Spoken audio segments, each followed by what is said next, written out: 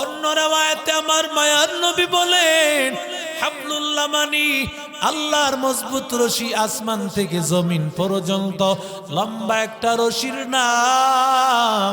এবার বান্দারা একটু আমার সাথে জবাব দেন, ও মাঝি কান্দির ভাইরা, আল্লাহ তাআলা কেন হাবলুল্লাহ বললেন? আল্লাহ তো ডাইরেক্ট বলতে পারতেন আল্লাহর কোরআনকে ধরো, কারণ কোরআনের নাম কোরআনে আছে না নাই? আরো জোরে বলেন, ইন্নাহু লাকুরআনুন কারীম ফি কিতাবিম মাকনুন ইয়াসিন ওয়াল কুরআনিল হাকীম। কোরআনের নাম কোরআনের মধ্যে আছে ভাই। কোরআনের বাড়িও তো একটা আছে, জোরে বলেন বাড়ি আছে না নাই? আরো জোরে বলেন, কোরআনের বাড়ি হলো বাল হুয়া কুরআনুম মাজিদ ফি লাওহিম মাহফুজ।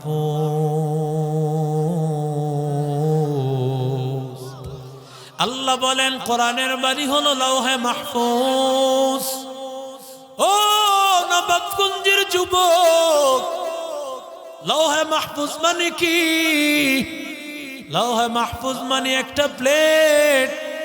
এই প্লেটের মধ্যে আদম নবী থেকে নিয়া আমার চেহারা, আপনার চেহারা, কিয়ামত পর্যন্ত যারা আসবেন সবার চেহারা আমার আল্লাহ ওই প্লেটে লটকায় রেখেছে। আরো জোরে বলেন, মাঝে মধ্যে সুবহানাল্লাহ আলহামদুলিল্লাহ আল্লাহু আকবার বললে লাভ না লস? আরো জোরে কন। এক মাহফিলে এক প্রধান বক্তা আসছে, এক লোক দৌড়ে গিয়া কয়, হুজুর আপনি কি মাহফিলের প্রধান বক্তা নি? বলে হ। হুজুর মাঝে মধ্যে আমগো দিয়া সুবহানাল্লাহ আলহামদুলিল্লাহ আল্লাহু আকবার এগুলো মাঝে মধ্যে একটু কয়। হুজুর কয় ঘটনা কি কদি? হুজুর কয়েকদিন আগে আপনি এক জায়গায় মাহফিলে আসছেন, বাড়িতে যাইতে যাইতে আমার 12টা বাজছে। ঘরে গিয়া যখন ডাক দিছি বিবি সাহেব রে, আমার বউ ঘরের দরজা খোলে না। কই থেকে আইছো তুমি? আমি মাঝি কান্দির বয়ান শুনে আইছি। তুমি বুঝি বয়ান শুনেন না মানুষ? হ্যাঁ, কই থেকে চা সিগারেট খায়া ঘুরা ফিরা আড্ডা দিয়ে আইছো আর কও তুমি বয়ান শুনে আইছো? আল্লাহর কসম লাগে হুজুর বহুত ভাবে বুঝাইছে, আমার বউ বিশ্বাস করে না।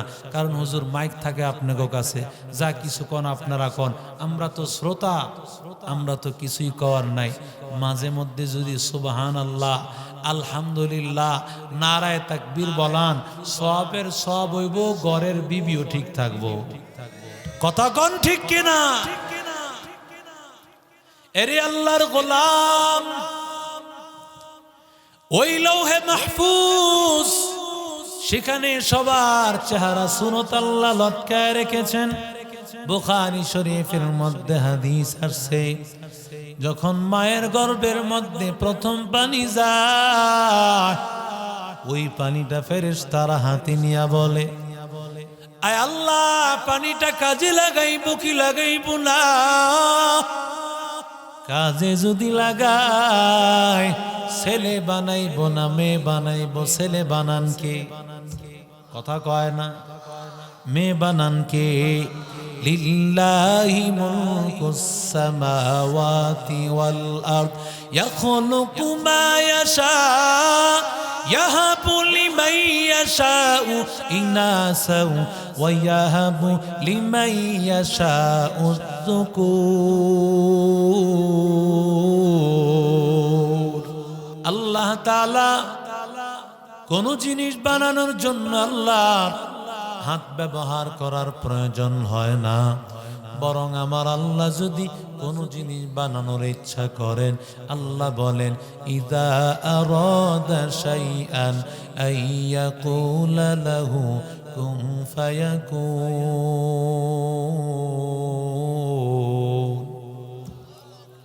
আল্লাহ বলেন আমি আল্লাহ এমন কুদরতওয়ালা আল্লাহ, আমি আল্লাহ যখন চাই কোন জিনিস বানাইবো, আমি আল্লাহ তাআলা বলি হও, হও বলতে দেরি হয়, সাথে সাথে হইতে দেরি হয় না। কাদের কুদরত দারি বার কামাল আনতা রব্বি আনতা হাসবি জুল জালাল তুহি কাদের জলিলুল্লাহ জাহাদার বহর হালে তুহি মেরা নিগাহদার। আল্লাহ কোন জিনিস বানাইতে হাত ব্যবহার করার প্রয়োজন নাই। এরপরে ওরে যুবক, আল্লাহ কিছু কিছু জিনিস আল্লাহ তার কুদরতি হাত ব্যবহার করেছেন। এর মধ্যে একটা হলো তাওরাত কিতাব। তাওরাত কিতাবটা আমার আল্লাহ কুদরতি হাতের ছোঁয়া দিয়া বানিয়েছে। আরো জোরে বলেন। 2 নম্বর হলো আরশ আজিম। আল্লাহর আরশ, যেই আরশে আমার আল্লাহ আছেন, ওই আরশটাকে আমার মালিক আল্লাহ নিজের হাতে বানিয়েছেন। 3 নম্বর হলো কলম। যে কলম দিয়ে আল্লাহ মানুষ দুনিয়াতে আসার 50,000 বছর আগে মানুষ কি খাবে, কোথায় ঘুমাবে, কোথায় মরণ হবে, কোথায় খবর হবে, যেই কলম দ্বারা লিখে দেন, ওই কলমটাকেও আমার মালিক আল্লাহ নিজের হাতে বানিয়েছে। 4 নম্বর হলো মানুষের কপাল। ও মাঝি কান্নার যুবক, আল্লাহ মানুষের হাত আল্লাহ কোন শব্দ দিয়া বানান, পাট আল্লাহ কোন শব্দ দিয়া বানাইছেন, আল্লাহ গোটা বডিটারে আল্লাহ কোন শব্দ দিয়া বানাইছেন। কিন্তু যখন আল্লাহ মানুষের কপাল বানাইবেন, আল্লাহ তাআলা কোন শব্দ দিয়া বানায় নাই, বরং আমার আল্লাহ কুদরতি হাতের ছোঁয়া দিয়া বড় মায়া করে বানাইছেন। কেন বানাইছি জানো? আল্লাহ বলে, ও গোলাম, এই কপালটাকে যেখানে সেখানে ঠেকায় দিও না, বরং আমি আল্লাহ তাআলার কুদরতি পায়ে ঠেকায় দিও। সেজদা করব না গায়রুল্লাহ, সেজদা করব ইল্লাল্লাহ, সেজদা করব না গায়রুল্লাহ, সেজদা করব ইল্লাল্লাহ।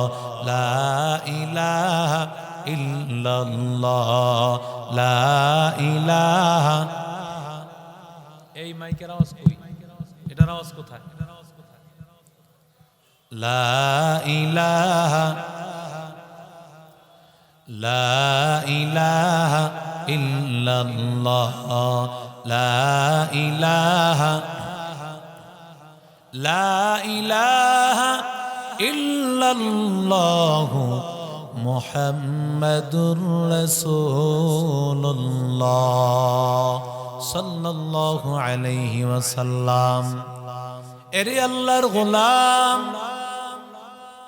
এত বড় কিতাব, কিন্তু তাওরাত কিতাব বলো, ইনজিল বলো, জাবুর বলো, কোন কিতাব হেফাজতের জিম্মাদারি আল্লাহ নিয়েছেন নাকি?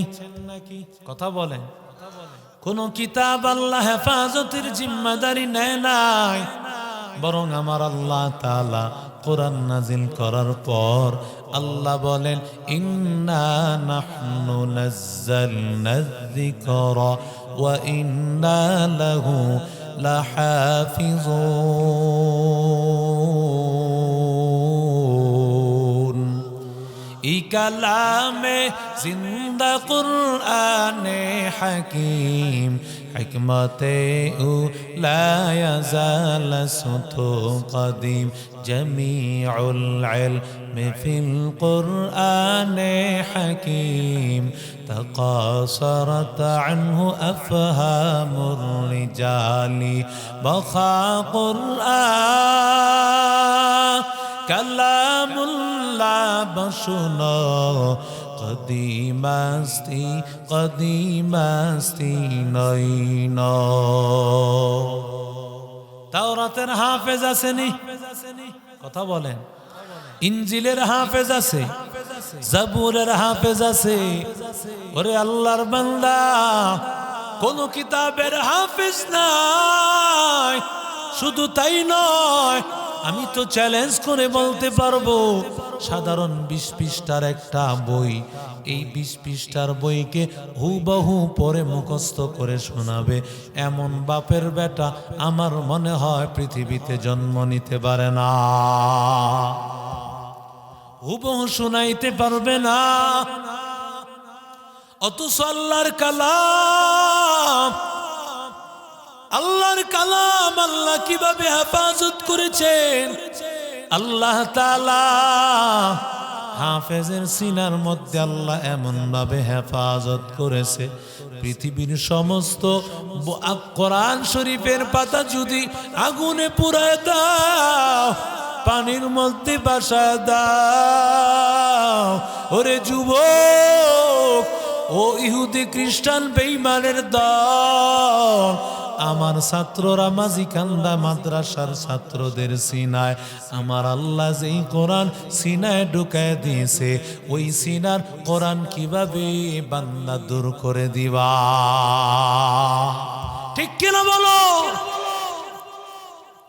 ইংরেজরা যখন এই দেশ থেকে বিদায় হয়ে চলে যায়, ইংরেজরা কমিটি গঠন করলো। তাকায় দেখো মুসলমানদের আসল পাওয়ার কি, কোন পাওয়ারের কারণে মুসলমানদের এত ক্ষমতা। তখন এই কমিটি বাংলাদেশ, পাকিস্তান, ইন্ডিয়া সহ উপমহাদেশের দেশগুলো ঘুরে ঘুরে ওরা তথ্য জানায় মুসলমানদের প্রধান পাওয়ার হলো আল্লাহর কোরআন। জোরে বলেন কোন পাওয়ার? আল্লাহর কোরআন। ইহুদি খ্রিস্টান বেঈমানদের পাওয়ার হাউস হলো আর আল্লাহর বান্দা হোয়াইট হাউস, আর মুসলমানদের পাওয়ার হলো আল্লাহর কোরআন। ঠিক কিনা? ওরে আল্লাহর গোলাম, ওই খ্রিস্টানদের দল ওরা জানাইল মুসলমানদের আসল পাওয়ার কোরআন। সুতরাং কোরআনকে যদি আগুনে পুড়ায় দাও, পানিতে ভাসায় দাও, তাহলে সব শক্তি শেষ। আমারে বলেন তো, সব কোরআনের পাতাগুলো আগুনে পুড়ায় দিলে, পানিতে ভাসায় দিলে কি শেষ হবে নি?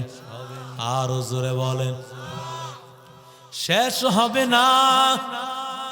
বরঞ্চ আল্লাহর কালাম, এই কালাম একটা হাফেজ কোরআন মাঝিকান্দার একটা ছাত্রকে দাঁড় করায় দিলে, বিসমিল্লাহ থেকে সূরা নাস পর্যন্ত, মিনাল জিন্নাতি ওয়ান নাস পর্যন্ত গোটা কোরআনকে বিনা লোকমা শোনায় দিবে। আতিনা ফি দারে দুনিয়া না হাসান, আতিনা ফি দারে উকবা না হাসান, ইয়া গিয়াসাল মুস্তাগীসিন আহদিনা লাফতিকারা বিল উলুমি ওয়াল গিনা। এরে আল্লাহর গোলামের যুবক, ওই খ্রিস্টানদের দল ইংরেজরা আরেকটা কমিটি গঠন করলো। দেখো মুসলমানদের কোন আসল পাওয়ার। এই কমিটিটা এবার বাংলাদেশ, পাকিস্তান, ইন্ডিয়া ঘুরে ঘুরে বলল, আগের কমিটির সব তথ্য ভুল। মুসলমানেরা তাদের কালামকে শুধুমাত্র কোরআনের পাতায় না, বরং তারা তাদের কালামকে ওদের বাচ্চার সিনায় ঢুকায় নিয়েছে।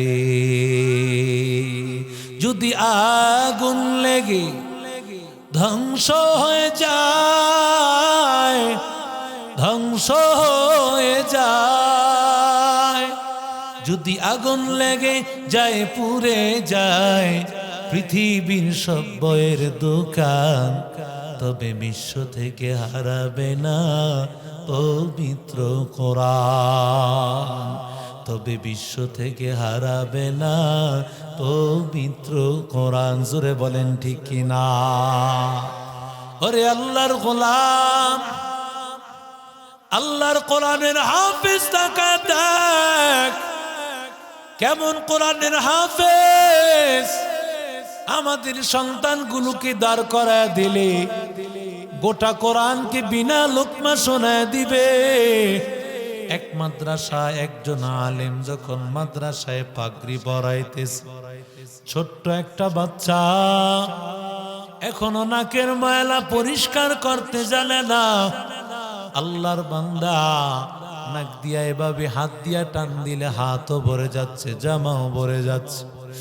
আল্লাহর বান্দা যখন পাগড়ি পরাবেন, হাফেজ সাহেবকে ডাক দিয়া বলে, ও হাফেজ সাহেব, আপনার এই ছাত্র, ছোট্ট ছাত্রকে যে আমরা কোরআনের হাফেজকে যে পাগড়ি পরায় দিতেছি, এই বাচ্চাটার সিনার মধ্যে কোরআনের হেফজ আসেনি, ওর মুখস্থ আসেনি বলো। আল্লাহর বান্দা হাফেজ সাহেব ডাক দিয়া বলে, হযরত, আপনি যাদেরকে হাফেজে কোরআনদেরকে পাগড়ি পরাইলেন, এই 10 জন 12 জন 13 জন হাফেজের মধ্যে এই বাচ্চাটার কোরআনের হেফজ সবচাইতে বেশি। আর জোরে বলেন। ওরে আল্লাহর বান্দা, ও নবাবগঞ্জের যুবক, ভালো করে শুনে নাও। আমার বাংলাদেশে কিছুদিন পর পর শত দেশের মধ্যে প্রতিযোগিতায় হিফজুল কোরআন 1 নম্বর। কথা বলেন না কেন? আর জোরে বলেন। সালেহ আহমদ তাকরিম, হাফেজ মুআজ, হাফেজ নাজমুস সাকিব সাহেব সহ ওরে আল্লাহর বান্দা তাকায় দেখ, আমার তো মনে হয় 12 মাসের মধ্যে 12 জন বিশ্বজয়ী হাফেজ আমার বাংলাদেশে পদার্পণ করে। ওরে যুবক, তোমরা মোল্লাকে দাম দেও না, অথচ ক্রিকেটে বিশ্বকাপ জয় করছে বাংলাদেশ। বলেন, ফুটবলে বিশ্বকাপ জয় করেছে। কথা কন না, চান্সই পায় না। কথা কন ঠিক না বেঠিক? ওরে আল্লাহর বান্দা তাকায় দেখ, বিশ্ব জয় করেছে বলে দুর্নীতির মধ্যে। কথা বলেন ঠিক না বেঠিক?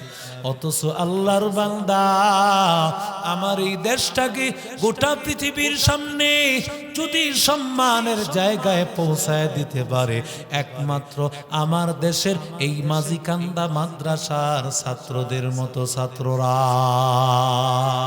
হकीकत से तू दुनिया बेखबर है, दुनिया की नुमाइश पर नजर है, नमी गोयाम के अज दुनिया जुदा बास, बहर करे के बाशी बा खुदा बास, चिस्ते दुनिया अज खुदा गाफिल बुदान, निकमाशुक नकरह फर जिंदजान।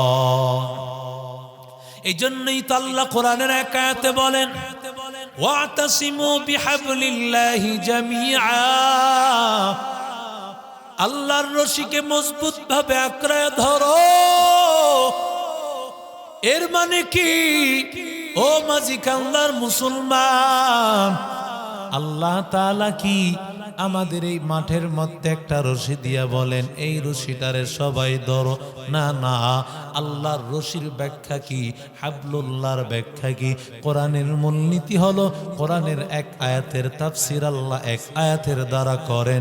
দ্বিতীয় মূলনীতি হলো কোরআনের এক আয়াতের ব্যাখ্যা অন্য আয়াত যারা যদি না হয়, দ্বিতীয় মূলনীতি হলো হাদিসের মধ্যে তার ব্যাখ্যা পাওয়া যায়। হাবলুল্লাহর ব্যাখ্যা কোরআনের কোথাও তালাশ করে পাওয়া যায় না। দ্বিতীয় মূলনীতি হলো হাদিস। قال رسول الله صلى الله عليه وسلم القرآن حبل الله المتين। পয়গম্বর বলেন, ওরে বান্দা শুনে নাও, কোরআন হলো আল্লাহর একটা মজবুত রশির নাম। আরো জোরে বলেন। وفي رواية حبل ممدود من السماء إلى الأرض। ওরে যুবক, অন্য রিওয়ায়াতে আমার মায়ার নবী বলেন হাবলুল্লাহ মানি আল্লাহর মজবুত রশি, আসমান থেকে জমিন পর্যন্ত লম্বা একটা রশির নাম। এবার বান্দারা একটু আমার সাথে জবাব দেন, ও মাঝি কান্দির ভাইরা, আল্লাহ তাআলা কেন হাবলুল্লাহ বললেন? আল্লাহ তো ডাইরেক্ট বলতে পারতেন আল্লাহর কোরআনকে ধরো, কারণ কোরআনের নাম কোরআনে আছে না নাই? আরো জোরে বলেন। ইন্নাহু লাকুরআনুন কারীম ফি কিতাবিম মাকনুন ইয়াসিন ওয়াল কুরআনিল হাকীম। কোরআনের নাম কোরআনের মধ্যে আছে ভাই। কোরআনের বাড়িও তো একটা আছে, জোরে বলেন বাড়ি আছে না নাই? আরো জোরে বলেন। কোরআনের বাড়ি হলো বাল হুয়া কুরআনুম মাজিদ ফি লাওহিম মাহফুজ।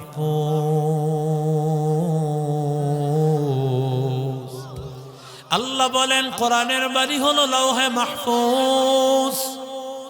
ও নবাবগঞ্জের যুবক, লাওহে মাহফুজ মানে কি? লাওহে মাহফুজ মানে একটা প্লেট। এই প্লেটের মধ্যে আদম নবী থেকে নিয়া আমার চেহারা, আপনার চেহারা, কিয়ামত পর্যন্ত যারা আসবেন সবার চেহারা আমার আল্লাহ ওই প্লেটে লটকায় রেখেছে। আরো জোরে বলেন। মাঝে মধ্যে সুবহানাল্লাহ, আলহামদুলিল্লাহ, আল্লাহু আকবার বললে লাভ না লস? আরো জোরে কন। এক মাহফিলে এক প্রধান বক্তা আসছে। এক লোক দৌড়ে গিয়া কয়, হুজুর আপনি কি মাহফিলের প্রধান বক্তা নি? বলে হ। কয় হুজুর মাঝে মধ্যে আমগো দিয়া সুবহানাল্লাহ, আলহামদুলিল্লাহ, আল্লাহু আকবার এগুলো মাঝে মধ্যে একটু কয়। হুজুর কয় ঘটনা কি কদি? কয় হুজুর কয়েকদিন আগে আপনি এক জায়গায় মাহফিলে আসছেন, বাড়িতে যাইতে যাইতে আমার 12টা বাজছে। ঘরে গিয়া যখন ডাক দিছি বিবি সাহেব রে, আমার বউ ঘরের দরজা খোলে না। কই থেকে আইছো তুমি? আমি মাঝি কান্দির বয়ান শুনে আইছি। তুমি বুঝি বয়ান শুনেন না মানুষ? হ্যাঁ। কই থেকে চা সিগারেট খায়া ঘুরা ফিরা আড্ডা দিয়ে আইছো আর কও তুমি বয়ান শুনে আইছো? আল্লাহর কসম লাগে হুজুর, বহুত ভাবে বুঝাইছে, আমার বউ বিশ্বাস করে না। কারণ হুজুর মাইক থাকে আপনাদের কাছে, যা কিছু কন আপনারা কন, আমরা তো শ্রোতা, আমরা তো কিছুই কওয়ার নাই। মাঝে মধ্যে যদি সুবহানাল্লাহ, আলহামদুলিল্লাহ, নারায়ে তাকবীর বলান, সওয়াবের সওয়াব হইব, ঘরের বিবিও ঠিক থাকবো। কথা কন ঠিক কিনা? এরে আল্লাহর গোলাম, ওই লৌহে মাহফুজ, সেখানে সবার চেহারা সুনত আল্লাহ লটকায় রেখেছেন। বুখারী শরীফের মধ্যে হাদিস আসছে, যখন মায়ের গর্ভের মধ্যে প্রথম পানি যায়, ওই পানিটা ফেরেশতারা হাতে নিয়া বলে, আয় আল্লাহ পানিটা কাজে লাগাইবো কি লাগাইবো না? কাজে যদি লাগায় ছেলে বানাইবো না মেয়ে বানাইবো? ছেলে বানান কে? কথা কয় না। মেয়ে বানান কে? লিল্লাহি মুলকুস সামাওয়াতি ওয়াল আরদ ইয়াখলুকু মা ইয়াশা ইয়াহাবু লিমান ইয়াশাউ ইনাসাউ ওয়া ইয়াহাবু লিমান ইয়াশাউ যুকুর।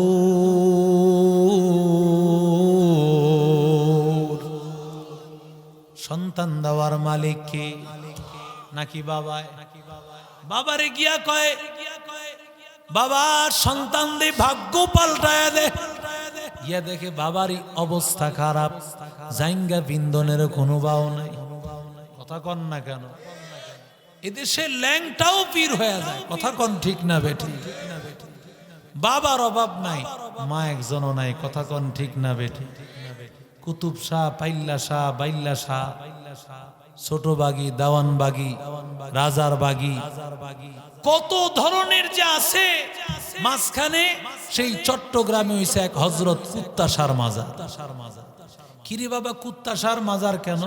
বলে এক পীর সাহেব কুত্তা পুষতো, এই কুত্তা ইন্তেকালের পরে এই কুত্তারে দিয়া কুত্তাশার মাজার বানাইছে।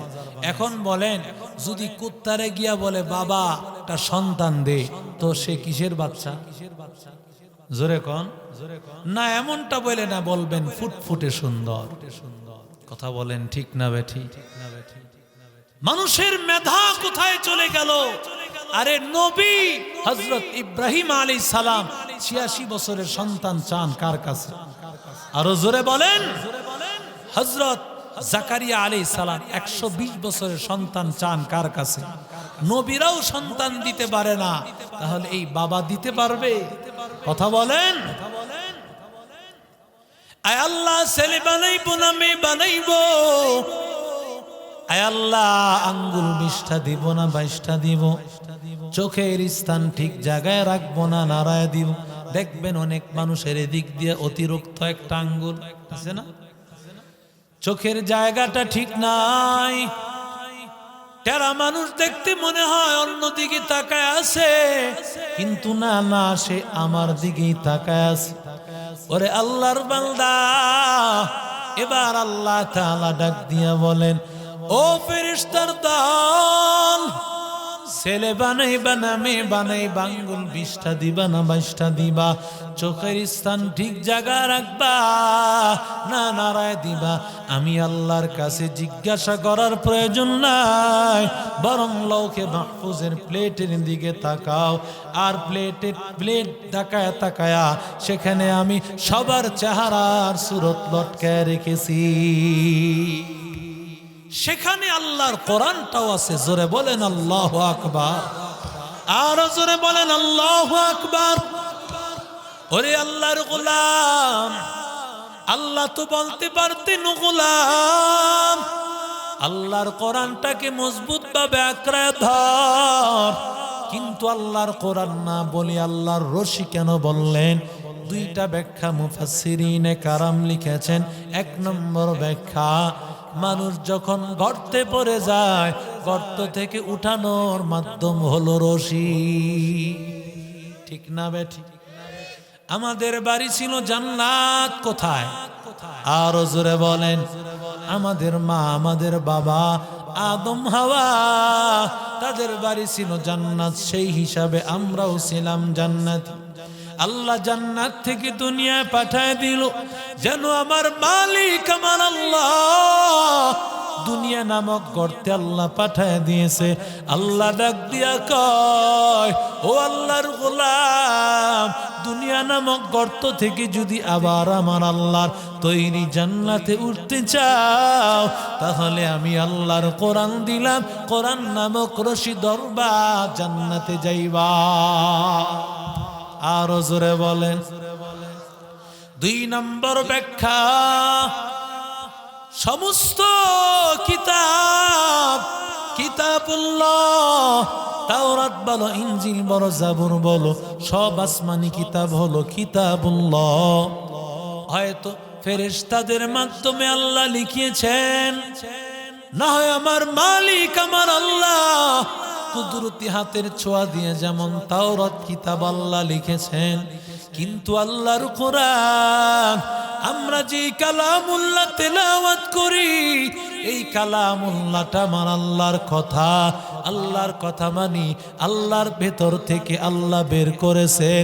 আল্লাহ বলেছেন, জিব্রাইল আলাইহিস সালাম শুনেছেন, জিব্রাইল বলেছেন, আমার মায়ার নবী শুনে শুনে গোটা কোরআনটাকে আমার মায়ার নবী মুখস্থ করে নিয়েছে। আর জোরে বলেন, ওরে নবীরা